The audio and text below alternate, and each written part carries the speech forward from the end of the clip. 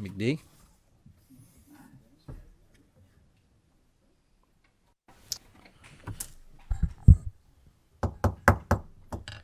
All right, thank you all for your attendance. It's a little past 3. We're going to get started with this third meeting of the Pari-Mutuel Task Force. If you will, please call the roll. Senator Rocky Adams. Senator Harper Angel. Present remotely in the district. Thank you. Senator McDaniel. Senator West. Representative Dixon. Representative Gentry. Here. Representative Cook. Here in the room. Representative Petrie. Present in the room. Senator Thayer. Here in the room. Chairman Koenig. Here in the room. Mr. Chairman. Yes. I missed roll call, Mr. Chairman. This is Julie, and I'm remote. All right. Thank you, Senator. Did I hear someone This is else? Steve West. All right. This is Steve West. I'm remote. The Senate is, I believe, fully engaged here today. So thank you. Thank you. We'll call this meeting to order and get started. And Co-Chair Thayer, do you have any words of wisdom before we begin? Not yet, but it's still early. All right. Very good. Thank you. Everyone has minutes that were sent to them. I apologize for the lateness of that, so that's on me. But it's in your packet, and I will entertain a motion to accept those minutes as presented. Motion by Representative Cook. Is my motion going to fail for a second? Second by Senator McDaniel. All in favor signify by saying aye. Aye. All opposed. Motion carries. Next item on the agenda is a discussion of the effective tax rate for historical horse racing machines. Before we get started, this was an issue that came up during the discussion on the floor and in about the 24 hours before that of are these machines and their operators paying enough, as it were, for the pleasure of having the ability to utilize them. And I know there was a lot of concerns on the side of my friends who are Democrats and some from my friends who are Republicans. So a lot of that concern was brought forth by Jason Bailey and the Kentucky Center for Economic Policy. And so we're going to hear from them, and then we're going to hear from the tracks, and hopefully we get to a point where we have a better understanding of views of what the effective rate is, and that'll help us make better policy going forward. So first up is Mr. Bailey, and Jason, the floor is yours. Please introduce yourself for the record. Great. Thank you, Chair Koenig, and thank you, Chair Thayer and members of the committee. Glad to be with you today. My name is Jason Bailey. I'm the Executive Director of the Kentucky Center for Economic Policy. Glad to be here to talk about the effective tax rate on historical horse racing. Just to first review very quickly, just a couple of slides that are, I know you've already reviewed, but just to kind of go over the basics. Of course, Kentucky has a handle tax of 1.5% of the handle. In the most recent year that ended June, 91% of the handle, or the amount that was bet, was returned to the public, according to the Horse Racing Commission's report. And so it's that full amount that the handle tax applies to, and that leaves about a 7.2% net commission back to the owner of the facility. The structure of the tax, I won't go through this. I know you have already, but there's a statutory rules about the different funds that go to for development, for purse supplements, and for other industry funds, and then with the remainder going to the general fund. The bottom line of that, when you look at it again as a share of handle, which is how we tax, the majority of it goes to those industry funds, 0.83%. A little more than half of the 1.5% tax, and then the remainder does go to Kentucky's general fund. But when thinking about the tax rate and the effective tax rate, I think there's a few things to keep in mind. One is that, of course, the handle does not equal the ability to pay because most of that, again, 91% of it is returned to the public. The second factor is the growth of HHR, which does affect the ability to pay taxes due to the just economies of scale. The greater the level of wagering that happens, and arguably the ability to pay taxes goes up. And then thirdly is sort of the comparability of HHR machines to other electronic gaming machines in other states that are typically taxed using a different method. So to just go through those points quickly, on the first, or on the second point, and folks know that the amount bet, the handle on HHR has grown dramatically from $373 million in 2015 to $4.6 billion in the year that just ended. Really strong growth with the facility in Oak Grove opening in September. And, I think part of understanding about the rate and what the rate maybe should be is to think about the scale of the activity. This was a fledgling enterprise in 2015, and now it is really a mature industry that is really taking off. And all indications are that growth will continue in the future. There were 3,824 machines operating on average in last fiscal year. That's up to 5,000 as of last month. And there have been applications that have been approved by the Horse Racing Commission in recent years that would bring us to approximately 10,000 machines. Now, I know some of those projects are in flux, but this is just an estimate that includes Turfway Park, more machines at Derby City, machines at Churchill Downs, more machines at Oak Grove. It does not include proposed facilities at Bowling Green, which I know they're proposing a new site for that, or for Corbin Williamsburg. So that number could be even higher. And of course, with the passage of Senate Bill 120, with the clarity that provides, it would seem that future growth is very, very likely.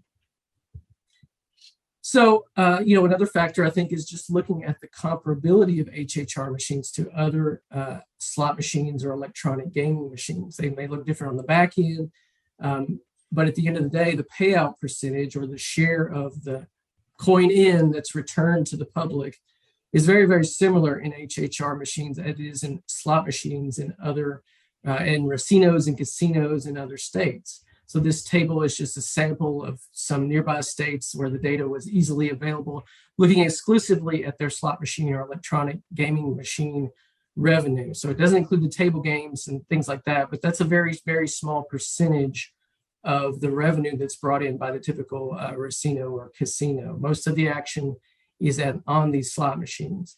And you can see that 90 to 91% of what's put in goes back to the player in winnings. And that is higher in HHR and in those machines. In Kentucky, in live horse racing, the number is about 80% on average.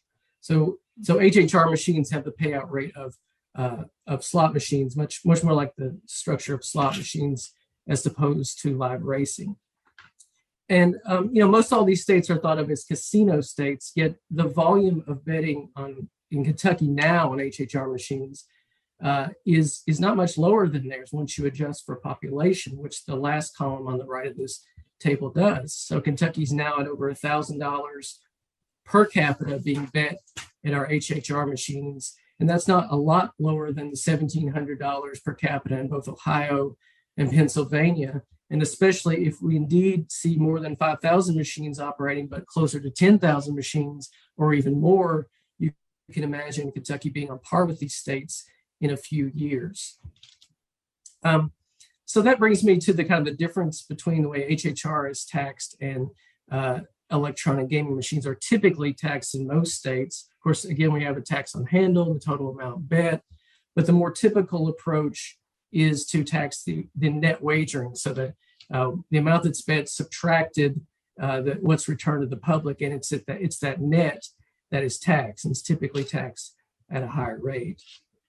If you look at the net wagering tax rates of nearby states that tax these machines or slot machines at that using that method, you can see that they're significantly high. Some have a flat tax as high as 55% in Pennsylvania, 33% in Ohio.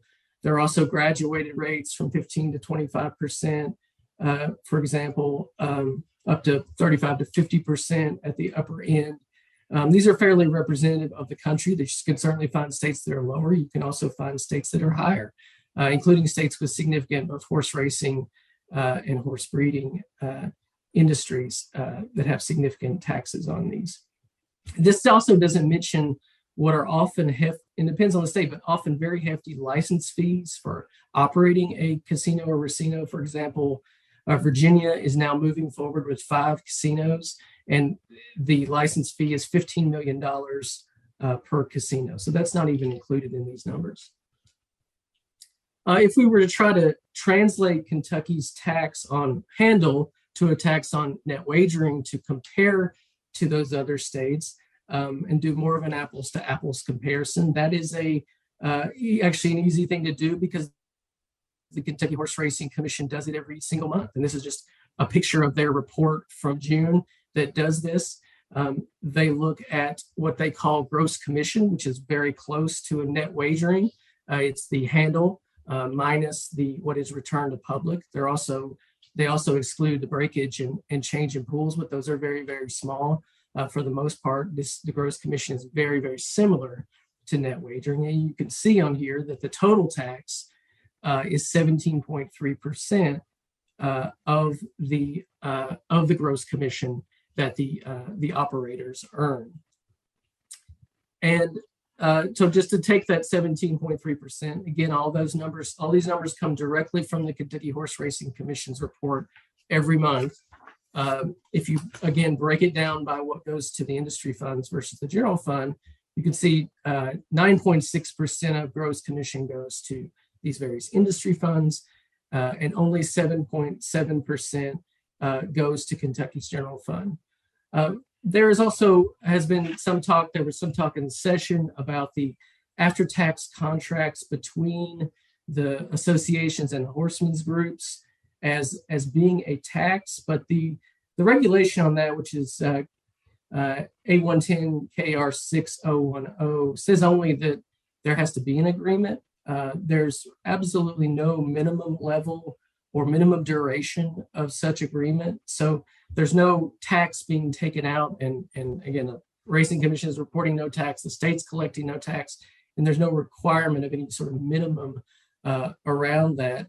And we have a reality that, that money, which would be for purses, the Standardbred Development Fund and Thoroughbred Development Fund are growing rapidly with the growth of HHR. So we have more and more money through the tax for purses, and no guarantee that what's being contributed now through those contracts would necessarily continue. And again, the part that I think many of us are concerned about is the 8%, the basically 7.7% tax to the general fund, which if you compare that to other states and what's going towards general purposes or for education or infrastructure or local government and other needs is really quite low.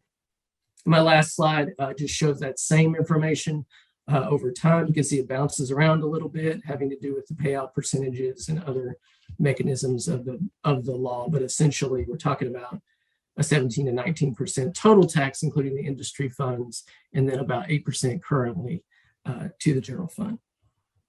So I'll stop there just to say that, I think it's better to look at gross commission as reported by the Racing Commission to understand the tax and the effective rate.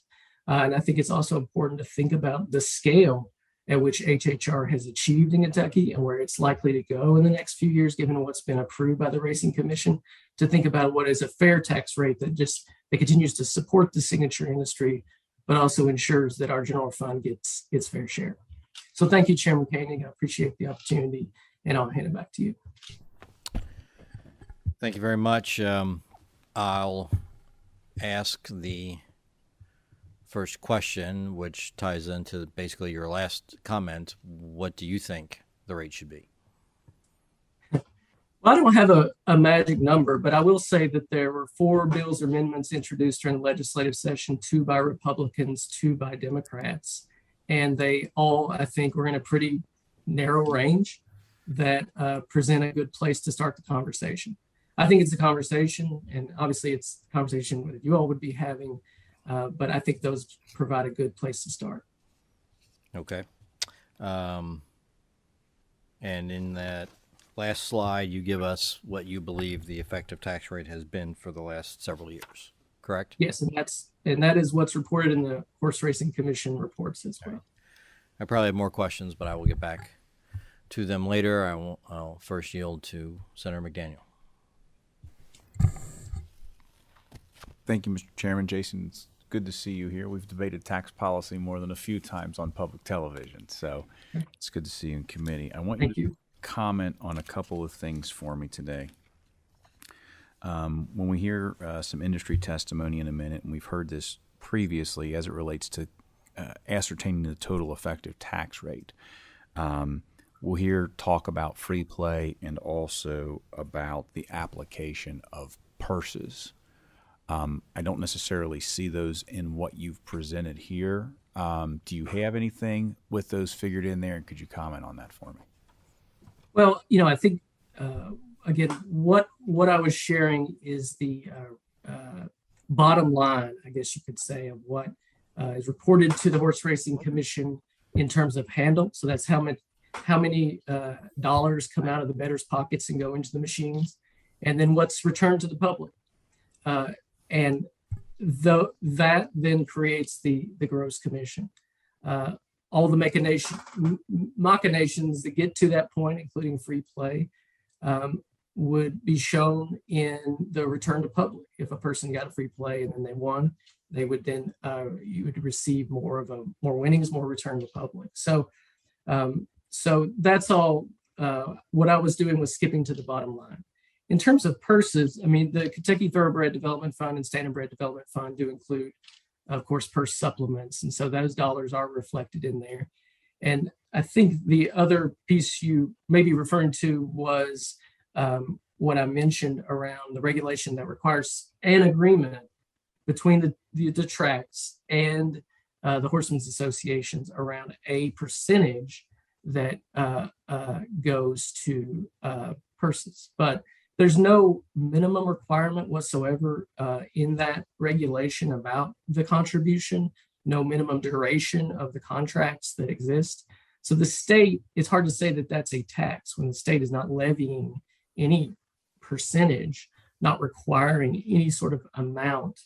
I don't doubt that there is such a contract, but whether it will continue in the future is not something the General Assembly, at the level it is now, something the General Assembly can currently enforce. And so it would just be in a different category. Essentially, 92% of the income of the commission is going to the industry in various forms through these state funds or other purposes. 8% is coming back to the general fund. And that's the piece that I think some others believe should be and could be higher. So just one quick follow-up there, Jason, and it's funny because as I actually was describing what this committee does today to two different people and, kind of talking about the sides and the thises and the that's, and they did it, and both said, and neither are involved in politics, they said, well, what's the right answer? And, hence the reason we are here today, and we are somewhere between do something and what is something and do nothing. With the status quo. And so it would certainly, if you guys have an idea of A, what do you really think should be done, and B, why do you think it should be done? If we're ultimately looking at an industry paying on this particular product north of what we view as the current income tax rate for corporations, why should a particular activity be taxed differently? Would just be interested in knowing that. So just, if you sit down with your folks and get the opportunity to take a look, and then, what should it be and why should it be, it would probably be helpful. Thank you, Mr. Chairman. Absolutely. Senator Thayer. Thank you, Mr. Chairman. Jason, welcome to the committee. I wish you could have joined us in person. I want to, I've got a line of questioning for Mr. Bailey, but before I do that, I need to set the record straight on something. When you say that the amount that racetracks contribute to the horseman's purse account is not a tax, and it sounds like you think it's sort of this nebulous number. This is the business model for every racing state and province in North America. and it's governed not by state law, but by federal law. The Interstate Horse Racing Act of 1978, which was sponsored by the late Senator Ted Kennedy, requires that in order for horsemen to approve the sale of the simulcast signal through interstate wagering, they have to have a contract with the horsemen. So the racetracks have a financial incentive to have an agreement with the horsemen. It's required by federal law. Again, it's the Interstate Horse Racing Act of 1978. Look it up. It's not that hard. But the horsemen basically have a veto, and they can shut down a race meeting. I've worked at a racetrack where the horsemen shut down a race meeting because of a lack of agreement and contract between the horsemen's groups and the racetracks. So, that's how the free market works. There's an incentive here. Government provides some guidelines at the federal level. So, if you're hoping to open up a new line here of taxation, you might as well just stop right there because it's governed by federal law. And we're not going to get into the contractual agreements between racetracks and horsemen's associations in this General Assembly. Interstate Horse Racing Act of 1978. It's not that hard. Okay, now some questions. Mr. Bailey, could you explain for the committee your credentials as an economist to be speaking on these economic policy issues in the Commonwealth? I've always wondered it myself, and I'm just like to have it on the record. Senator Thayer, my biography is on our website. I have a master's degree in public finance, and I've been looking at these issues, studying these issues in Kentucky for over 20 years. Have you ever owned, operated a business, or made a payroll? Well, I operate a nonprofit organization that has a payroll, so yes. How many employees? We have 10 employees. Very well. Have you ever worked at a racetrack or Pari-Mutuel operation and understand its business model and how it works, and in terms of the various stakeholders that it serves, as well as the profit motive of its owners? I've never worked at a racetrack, no, sir. Okay, very well.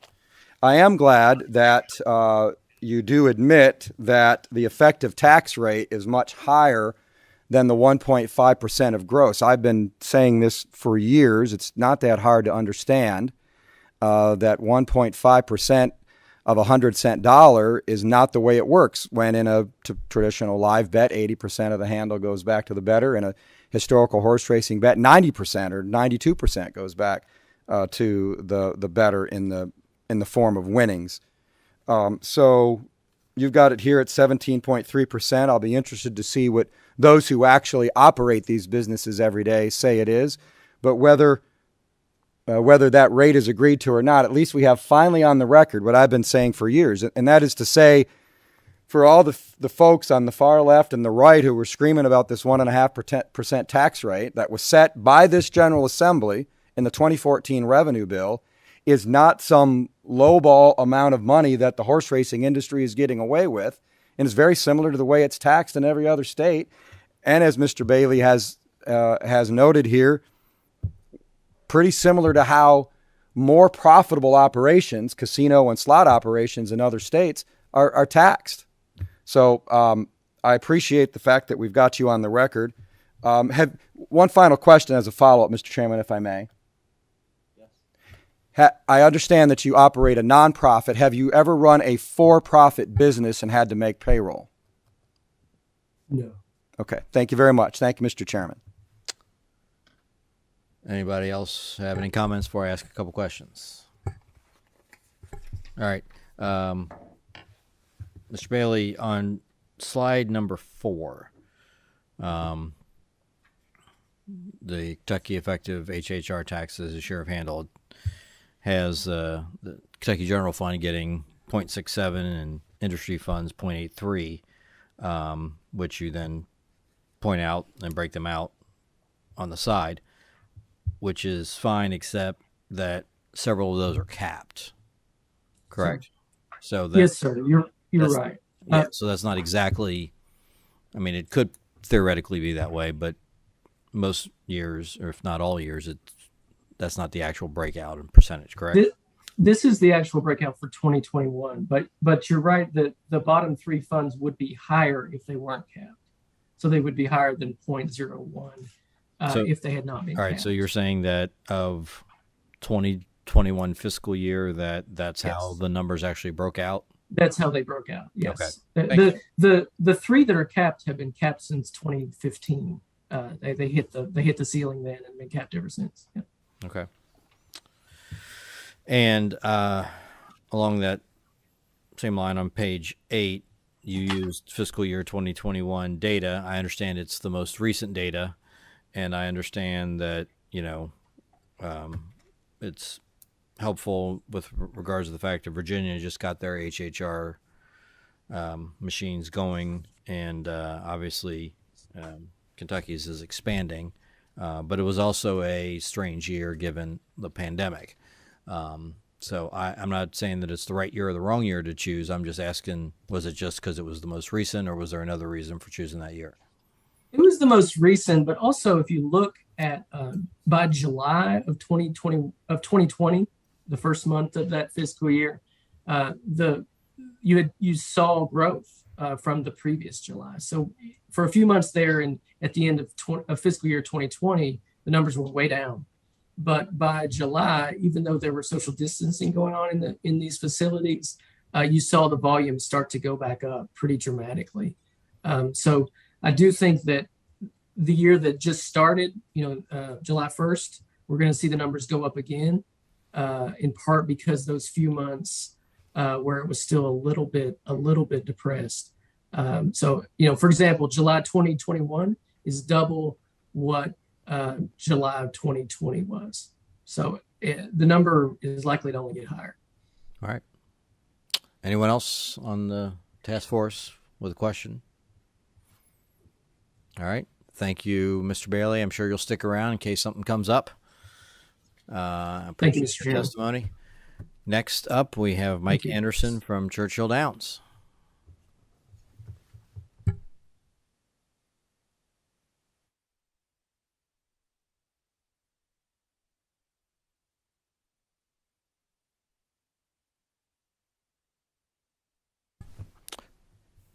Mike, welcome to the task force, and when you're ready, please introduce yourself for the record. Thank you, everyone. Good afternoon. My name is Mike Anderson. I'm the president of Churchill.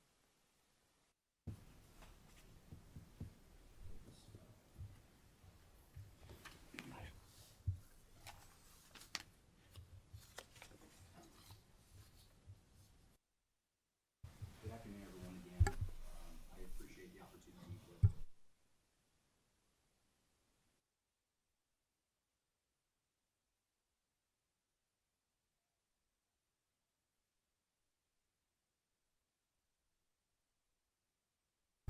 Let me stop you right there. Is your microphone on? All right, then pull it closer, please. Okay, sorry. Can you hear me now? Yes, but keep going, and it'll be even better. Can you hear me now? There we go. All right. Thank you. So again, I want to get two main goals with the committee today to get the point across exactly how HHR machines are taxed in Kentucky today and fund purses, and secondarily is to, from an apples to apples comparison, compare Kentucky HHR taxes to our competitive gaming operations in surrounding states. So as Mr. Bailey just described earlier, some of these details on the excise tax, under KRS 138.510, a statutory excess tax of 1.5% of all pari-mutuel wagering handle or all money wagered on historical races is applied. This excise tax is applied depending upon breed, as you can see here. Thoroughbreds getting a certain percentage, and standardbreds getting a certain percentage. And also, as previously discussed in the prior presentation, there are numerous research programs, funds that are taxed at 0.1 to 0.2%, but capped at certain dollar amounts, which you can see those particular dollar amounts on here. And then the remainder of the excise tax is allocated directly to the general fund. And I will point out that these breed development funds are essential to our industry. These breed development funds promote economic activity within the Commonwealth. They keep owners of horses in the state, Kentucky sires, Kentucky mares, Kentucky foals, that are eligible for these funds. So these development funds for both standardbred and thoroughbred breeds are essential to the growth of one of our signature industries, the horse industry. Second, and more important, I think that was left off of the last presentation, is purses. Under Kentucky Administrative Regulation 810, Section 6, each track association is required to enter into an agreement with the respective breed horseman associations to establish the allocation of the breakout of takeout directly to purse monies. So this is very important, and as Senator Thayer was talking earlier, this is the bloodline of what the horse industry is, not only in Kentucky, but across North America, that these contractually obligated, these regulatory obligated contracts with horsemen are required in order to operate HHR machines, as well as live racing and simulcast racing. To Senator Thayer's point, the 1978 Interstate Horse Racing Act does allow us to wager on other tracks across state lines with these contracts, but even in the state, locally, contracts with these horsemen's associations, both on standardbred and thoroughbred sides, are essential in order to operate. In most other competing states, as was highlighted previously, but not pointed out, purse money is statutorily set in some of these other states that we compete against. So, for example, in Indiana, their tax rate includes a purse component in there. So in order to look at an apples-to-apples comparison, it is very important that we compare the excise tax plus the purse money, which is comparable to what the other states are applying in their states. In Kentucky, all contracts with racetrack associations in Kentucky are tied to 15% of net revenue. So this net revenue is calculated as the takeout minus free play and excise taxes. So 15% of the takeout, the net takeout, is applied for this purse calculation. Contracts typically run for 10 years based on our experience. I think most of the contracts in place today with the horsemen's associations are approximately 10 years long. So the combination of these two is really the effective tax rate. The excise tax plus the purse money that is obligated under the regulatory requirement.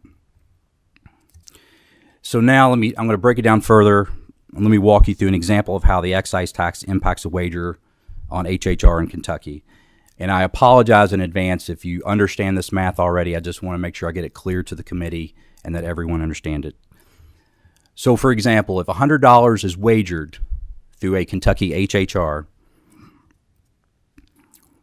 assuming an average takeout rate of 8.66%, and that is based on actual figures in that fiscal year 21, if you look at the gross commission from that June 21 full year analysis, for all of Kentucky HHRs, the takeout rate was 8.66%. So I'm using an actual percentage rate there. So of that handle, the $8.66 is returned, and as that represents the track share.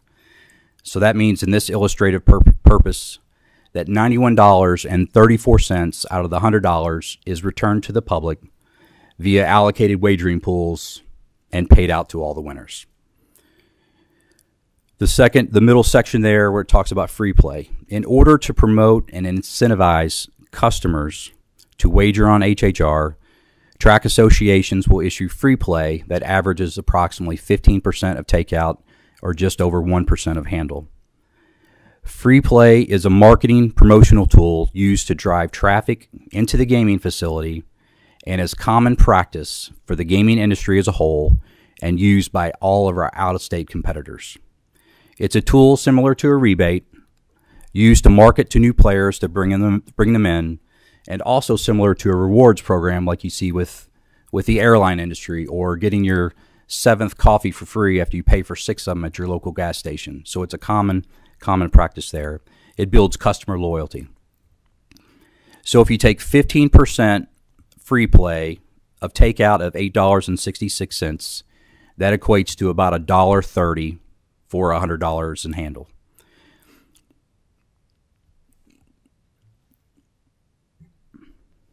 So if you take the $8.66 minus $1.30 free play takeout, that gets you to a cash takeout after free play of $7.36.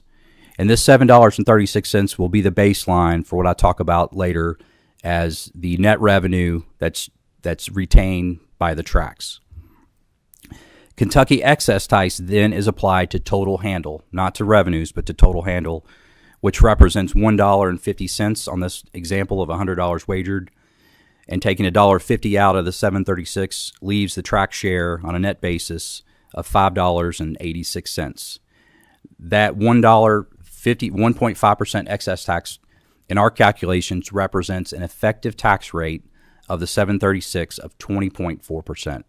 So the difference between the prior presentation and this presentation shows the impact of the free play, which is allocated to customers, which is an industry standard, and we have to do. If Kentucky HHRs did not offer free play percentages, our neighboring casinos and gaming facilities would continue to use that as a tool to take customers out of Kentucky into the neighboring states. So this 15% free play is vital in order to be successful. Now let's move on to the second component of tax, which we did not talk about previously, which is the regulatory requirement to enter into a contract with horsemen for purse money that benefits the Kentucky horse industry. Using that same example of $100 in handle, the same takeout rate to get to $8.66, minus the free play of $1.30, and minus the $1.50 in excise tax equals that $5.86 where we ended last. Our contractual purse obligation for Churchill Downs as well as other track associations are all at a 15% clip of this net revenue amount, which equates to 88 cents. Leaving after that takeout $4.98 cash takeout after the free play, excise taxes, and purses. And this 88 cents compared to the original $7.36 track share, the cash takeout share, is equivalent to an 11.9% effective tax rate. So those are the two components which we must look at combined when we're comparing on an apples-to-apples basis with our competitors. Now let's take a look at this combined. The excise tax of $1.50 and the contractual purse of 88 cents combines to a total of $2.38 out of the $7.36 baseline net revenue or cash takeout for the track associations, and that represents an effective tax rate of 32.3% of revenue or the cash takeout. Now moving on, let's take a look at the picture here, for example, of our competitors. Our borders are surrounded to the west, to the north, to the east by direct casino or video lottery competition. Ohio, Indiana, Illinois, and even West Virginia. Our competitors already have a competitive advantage in those states. One, they already have Class 3 style gaming machines or slot machines. These same Class 3 machines you'll see in Las Vegas and Atlantic City offer a competitive advantage over our HHR machines. Our competition all has card and table games, providing them additional gaming competitive advantage. Most of these states have sports wagering in Illinois, in Indiana, and to the south in Tennessee, and even to the east in West Virginia. And all of these places, gaming facilities, have extra amenities such as steakhouses, hotels, and golf courses that we have to compete with. So that's our competition and our challenge to keep Kentucky dollars in Kentucky. So here I'm going to provide you a comparison of our rates with our closest competition, again on an apples-to-apples basis when you look at the purse and tax component versus what our competitors are doing across the Ohio River. Let's compare our 32.3% combined rate with locations in Indiana of 27% for the racinos and 15% for the casinos on a graduated basis for, I'll look at the medium size as a comparison tool. And as you can see, we're already on the high end, if not higher than most of our competition today. So that's what we're having to deal with.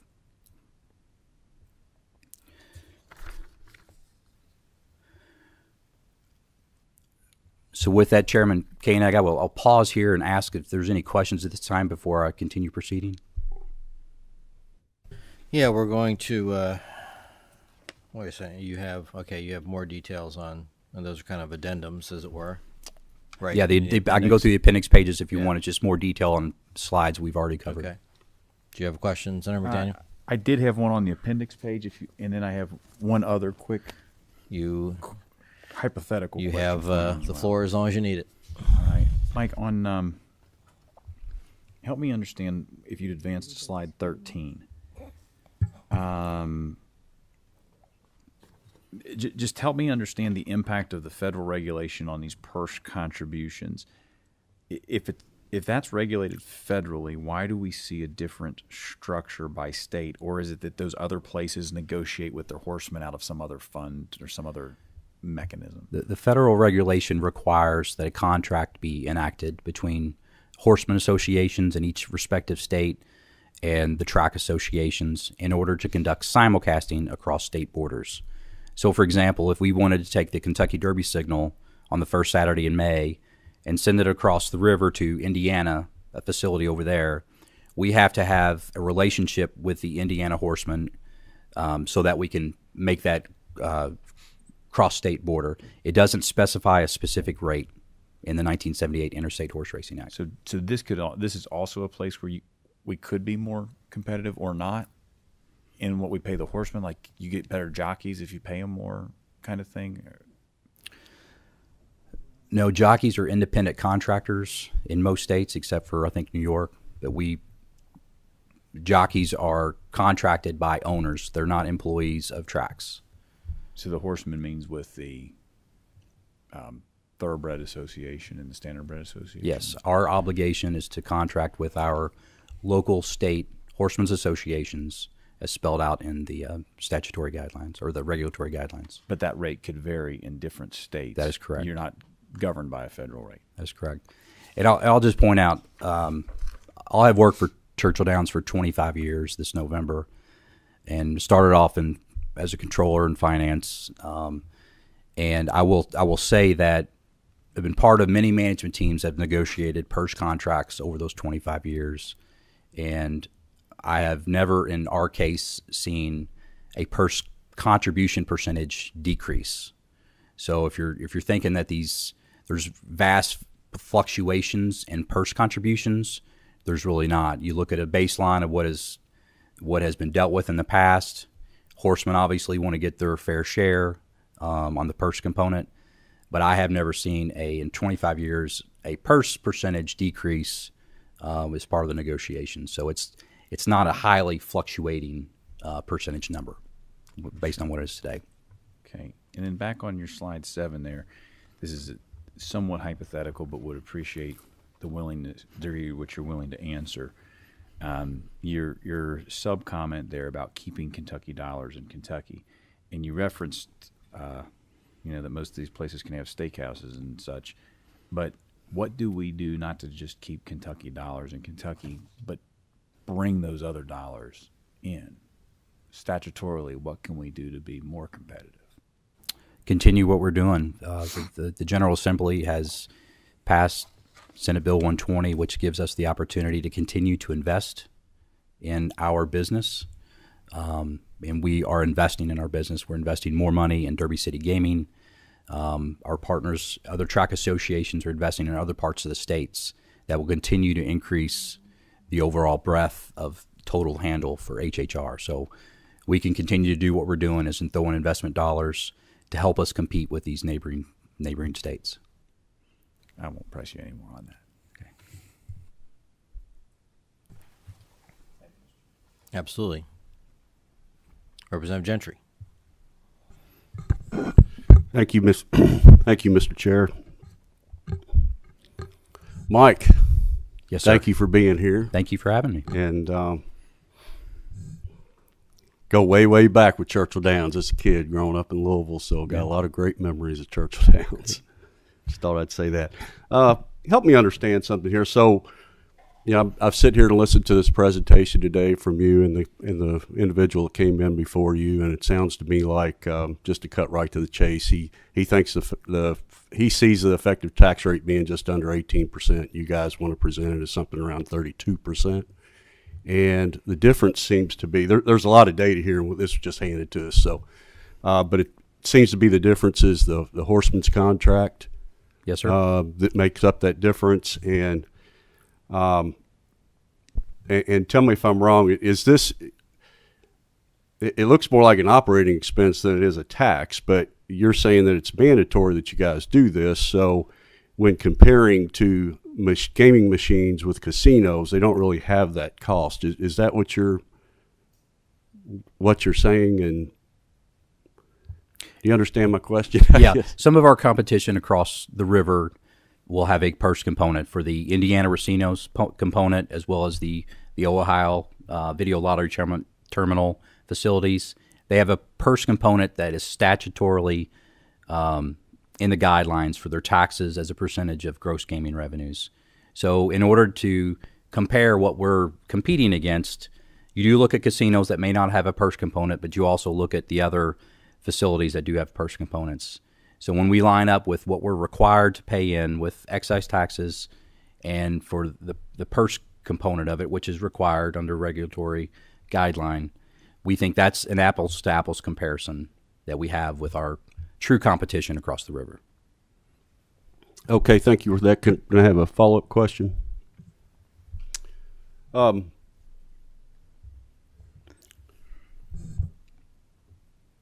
It's difficult with apples to apples comparisons with this. I being a big horse racing fan, I've followed this for many, many years. HHR has saved our industry. We know that.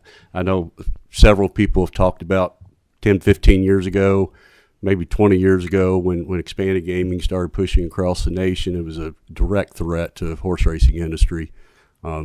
We have seen several different mechanisms to try to deal with that, and we've seen different platforms of Pari-Mutuel wagering come about over the last 25 years or 30 years, with simulcasting to internet to and then HHR was the real kicker. Obviously, we're sitting here competing against the Arkansas, Louisianas, Florida's, New York. See, to have our sport at the top and preserve our breeding industry, and to fund our breeders' funds to allow us to keep that position that we need to be at, HHR was really the answer.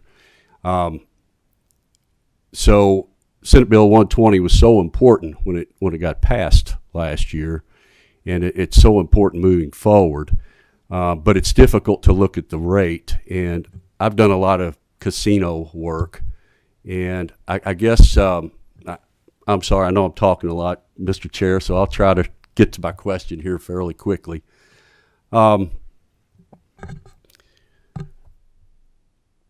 What's the licensing taxation situation for HHR?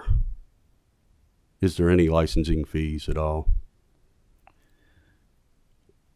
I'm not sure I have the answer to that right now. Okay.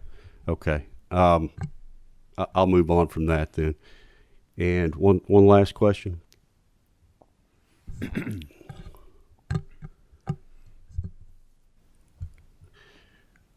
I'll just say, when we look at gaming machines in casino operations, there's a lot of revenue that comes from that as well. And I know we have some states that have admissions taxing, some that don't. That's kind of starting to go out the window. I know the horse racing industry still pays, I think, 15 cents on admission taxation, which is not much. So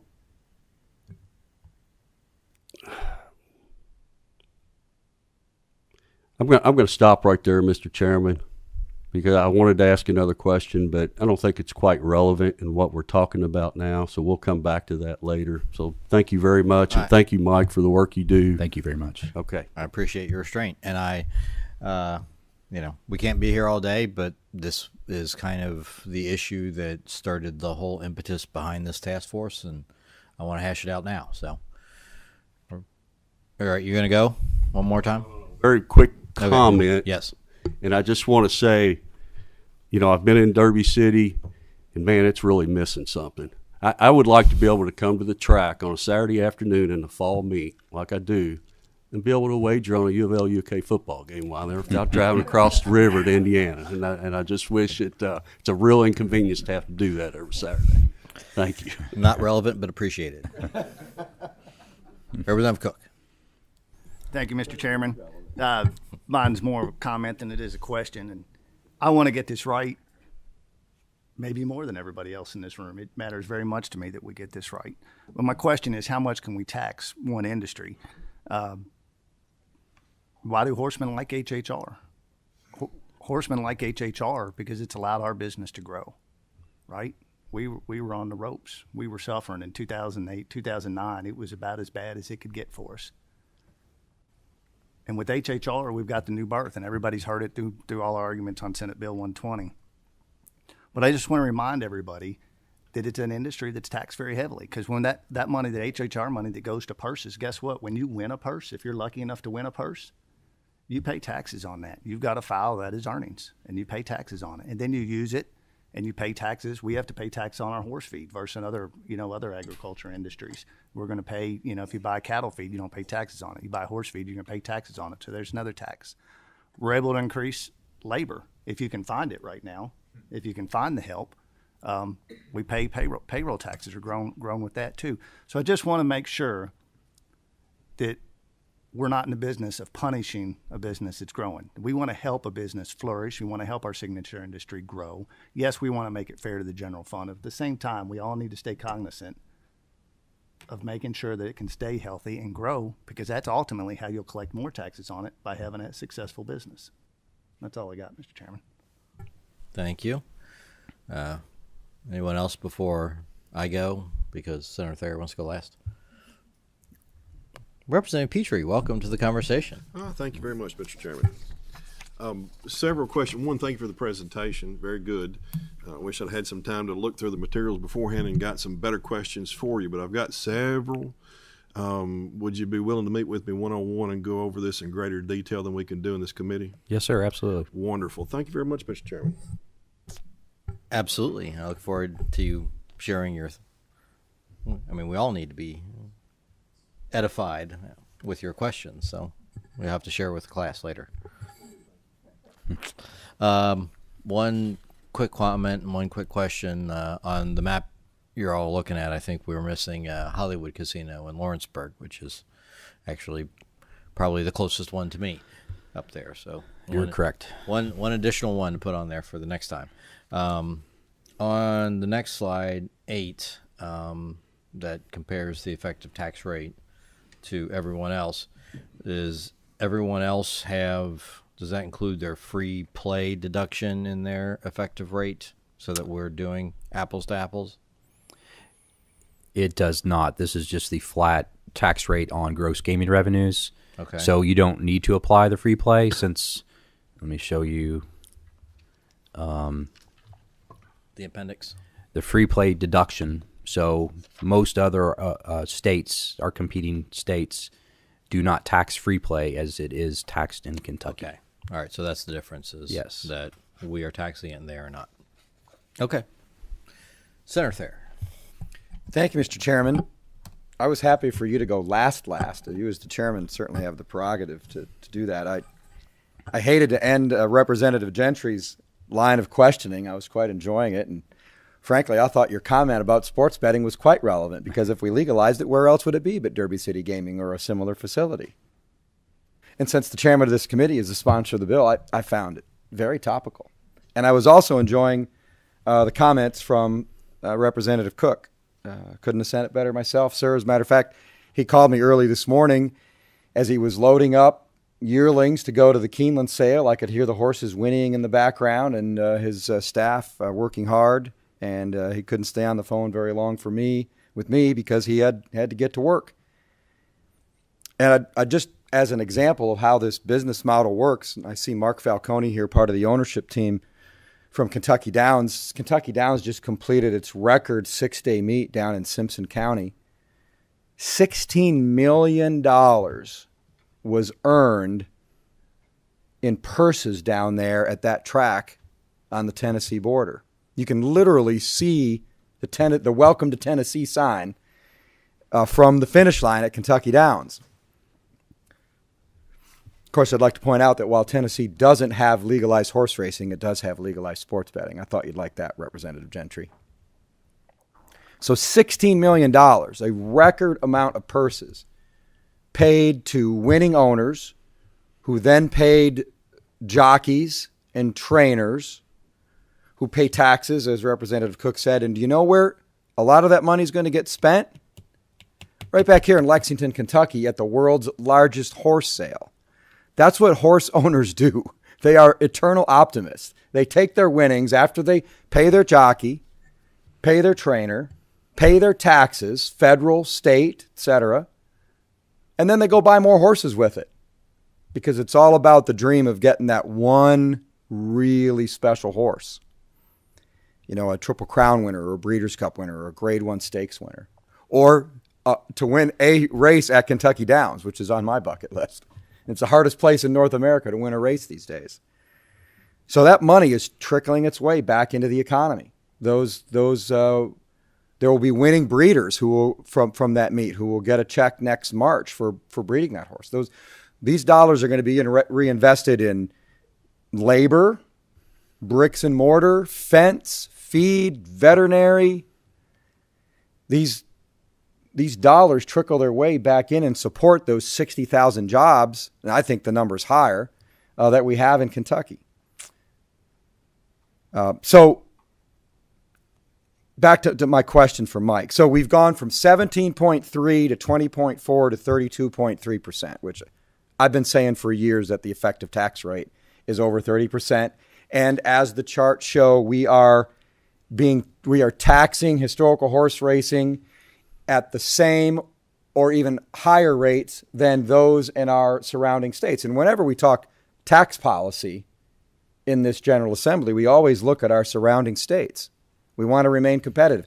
We just, at the behest of the governor and his cabinet, we just passed an economic development incentive to help create jobs here in the Commonwealth so we could be competitive with our surrounding states.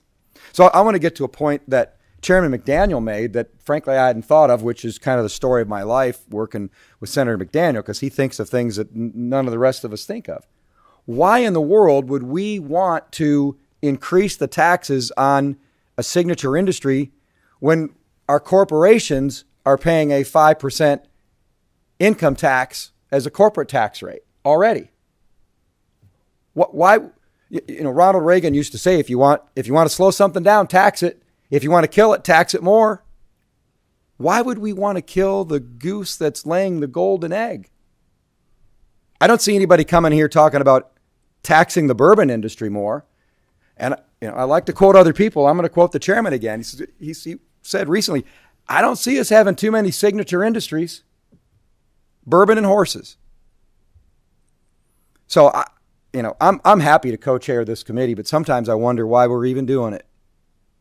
Why would we want to tax at a higher rate one of our two signature industries that is now entering into a golden age? Which, by the way, this industry is receding in other parts of the country.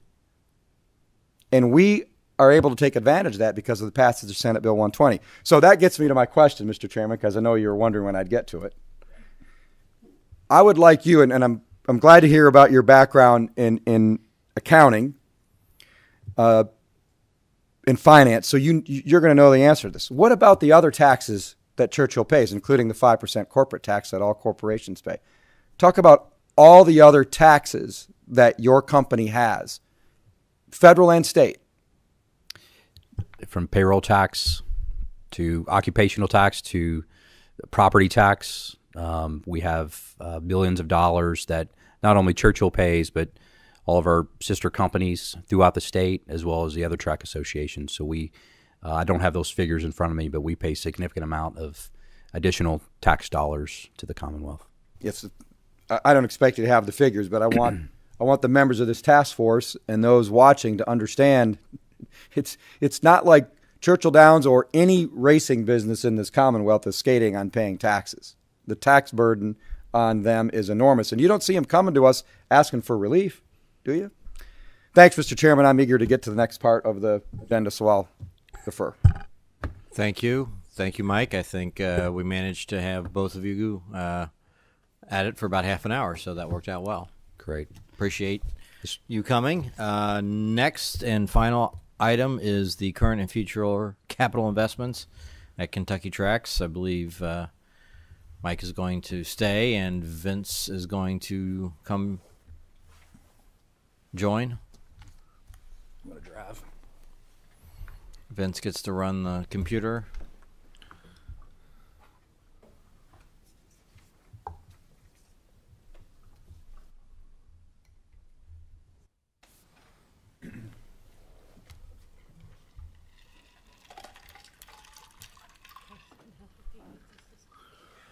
Thank you, Mr. Chairman. My name is Vince Gabbert, Vice President of Strategic Initiatives at Keeneland Association. I'm going to be brief. I think that to build on Senator Thayer's comments, share it. I'll let you do it. You can do it quicker than I'll be able to.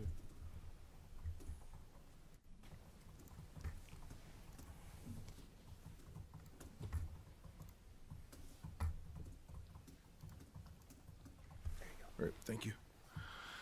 To build on Senator Thayer's comments, I think that much to the credit of most of you in the room and some of your predecessors, the legislature's created a wonderful template for economic development, especially as it pertains to our signature industries of bourbon and horses. You don't have to look any further than the model you created through bourbon with the expansion that it has seen with some of the changes that you all made from a statutory and regulatory framework over the last decade and what it has done for the bourbon business. All you have to do is drive down Bluegrass Parkway and see all the new warehouses going up near and around every single distillery. So much to that point, I wanted to talk to you about some of the investment that has been created as a result of the stability through Senate Bill 120. And these numbers, while they seem large, have happened in a very short period of time. So all of this investment is essentially within the last 5 years, and much of it continuing to grow and ongoing. You've seen just in the last 3 years a significant investment in Kentucky Downs with all the new facilities and the things that are going on down there. As Senator Thayer mentioned, they're coming off a record-breaking race meet and continue to improve what they're doing.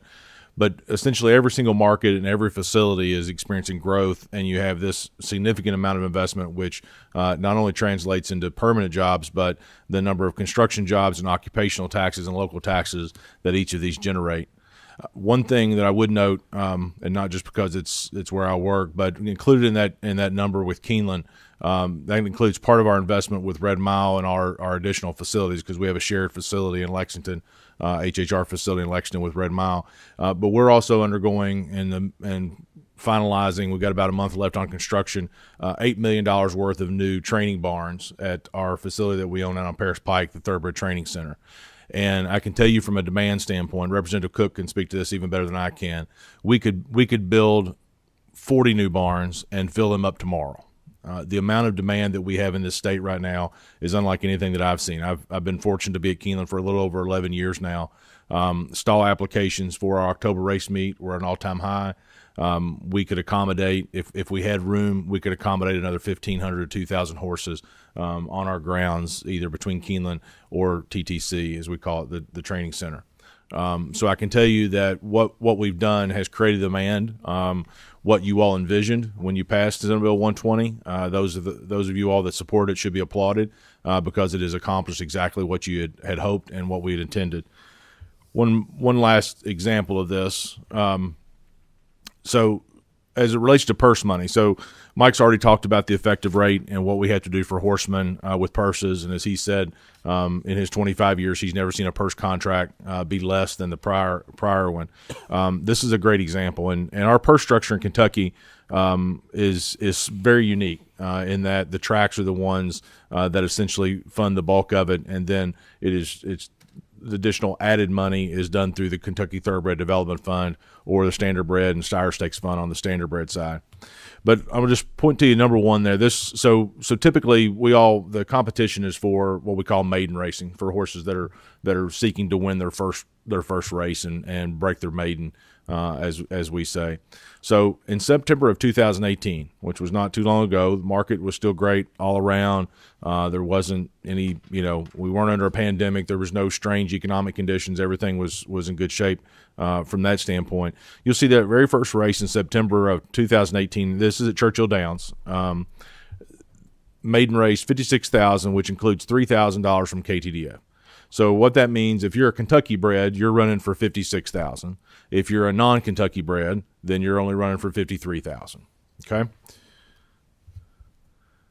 So this is the same exact condition. So the same exact race 3 years later, this coming Saturday at Churchill Downs for 2-year-old maidens that still haven't won a race. Purses for $120,000, $56,000 of which is from KTDF. So not only are we growing our purse accounts and making our product more competitive, but we're also rewarding the exact folks that we want to reward, and those are people that are living, racing, breeding, and owning horses right here in the Commonwealth.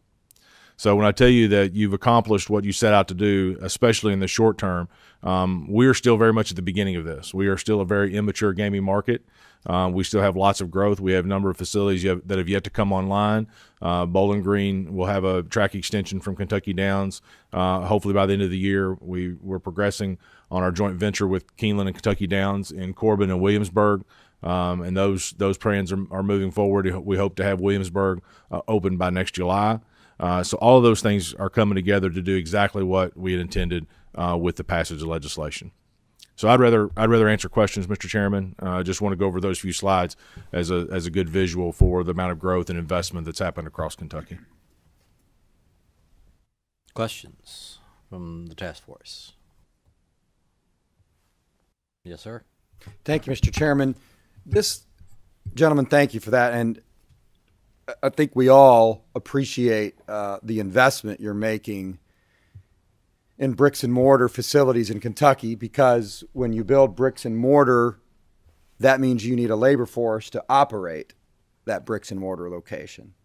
And it means you're going to be hiring people all over the state, as you have been. Again, if you can find people who are willing to work. And hopefully that worm will start to turn here very soon.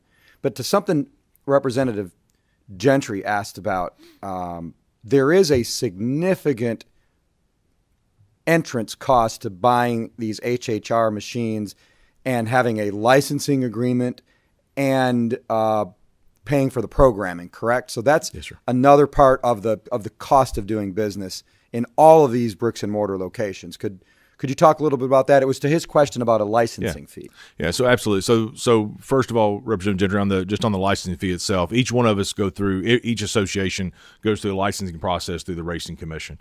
The Racing Commission is essentially funded by the racetracks, either through unclaimed Pari-Mutuel tickets that is sheet back to the state on an annual basis, or through assessment. So most of the staff that comes from the Racing Commission, the stewards, the folks running the equine ambulance, all of those people are done through assessment. As far as the cost of doing business in these facilities, on an average, each HHR facility, not racetrack itself, but each HHR facility, on average is probably anywhere from 220 to 280 full-time employees that work at each of those facilities. That's not statewide, that's each facility on average.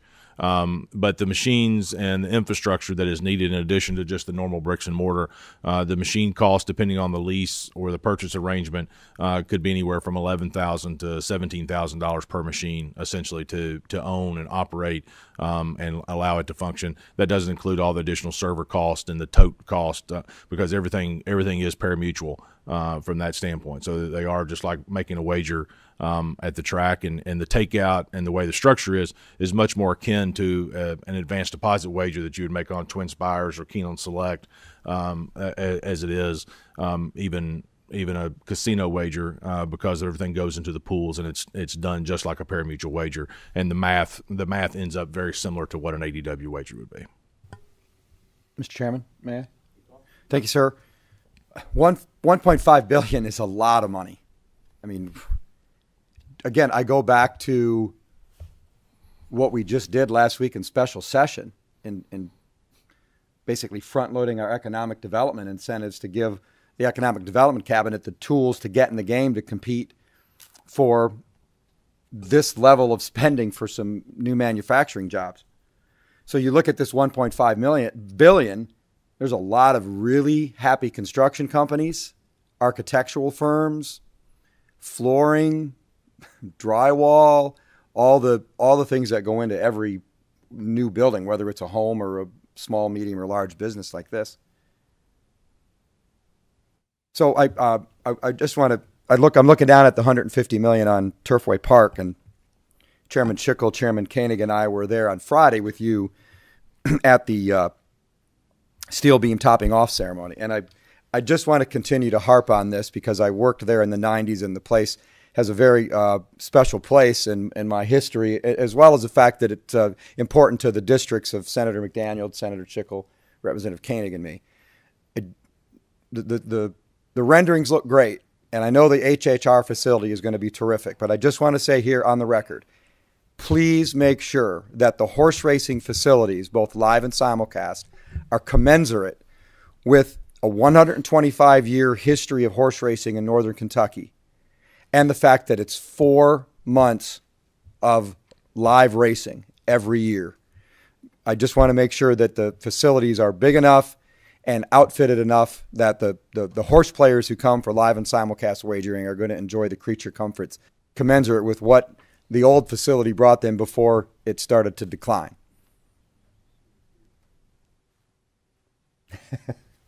Mr. Senator, and by the way, I'd like to note Senator Schickel's not on this task force, but he's attended every meeting, and he just concurred with my wish. So I'd like to see the plans before you fit them out too much, because there's a lot of people looking forward to that facility being one of the best in the country. Thank you, Mr. Chairman, for allowing me to.